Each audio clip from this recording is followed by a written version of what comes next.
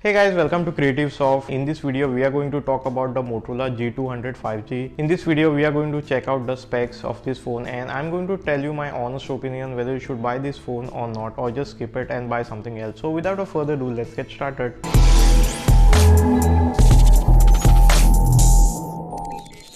The Motorola G200 5G is coming with a 5G chipset. By the way, this is having a 13 bands of 5G, and you should not primarily decide your 5G phone based only on the band, how many bands you are getting, etc. And you all should check out how the phone is overall. In my case, I feel the 13 bands are more than enough. Till yet 5G is not launched in India. We can only test this once we get 5G. Somehow the phone was announced in the month of November and it is going to be launched on 15th of February. I'm just making this video based on the specs of the GSM Arena, so do also keep this in mind. This is only strictly my opinion and it might differ from others. Talking about the dimensions, guys, it is 8.9mm thin and it is about 200 grams in weight. I feel it would be sort of a mid-range phone. In terms of handling, you wouldn't be having any issues with it. Motorola G200 5G will be having a 6.8 LCD screen and we will be having 144Hz. I don't know why these companies don't provide enough of OLED size. I'm not saying the LCD are bad or something. I'm just saying like it is a better option if they provide OLED, because the contrast ratio and the saturation colors and etc. are awesome on OLED screen, and especially you get those awesome deep blacks. It will be a 1080p display like every other mid-range. No quad HD over here, guys. So it will be running on Android 11 and it is disappointing, especially when the Android 12 update is there. We are going to check it out once we get the full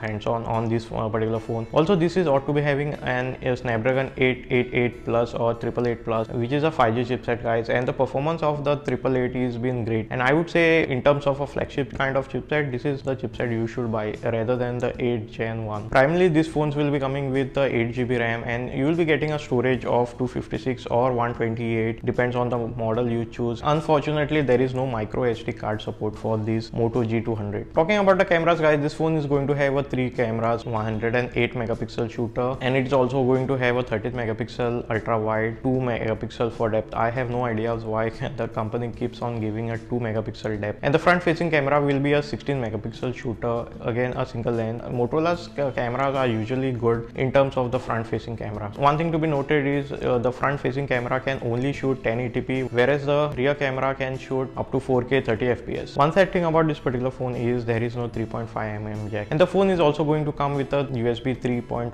connector with 33 watt fast charging and going to have a 5000 mAh battery. The phone is also having a side mounted fingerprint scanner, guys. In my particular case, I feel the side mounted fingerprint scanner does a very good job rather than those something like in-display fingerprint scanner, which are generally slower in terms of the side mounted. If you like this kind of videos, guys, hit that like button and subscribe to my channel, and please do not forget to press that bell notification icon to get any future updates whenever you upload any new video. So this is it, guys, for the Motorola G200 5G. I feel this is one of the strong competitors in terms of the space. OLED screen would have been better on this phone compared to something like LCD, but again, once we get the review unit etc., we are going to tell you the in-depth story about it. Finally, in my honest opinion, guys, you all should check out other phones also in this price range, because the LCD is not much more compelling, especially in 2022. Looking at the specs, guys, the phone is really promising, but then again, also have to consider that Motorola also comes with a stock UI. There are no bloatware for Motorola etc. Even the battery optimization also we need to check out once we get our hands on this particular unit. I hope you all enjoyed this video as much as we did while creating it. Please subscribe to our channel and please do not forget to check out all the awesome videos which we have it. Let me know in the comments below what you think about the Motorola G200 5G. Again, guys, thanks a lot for watching this video and see you in my next video.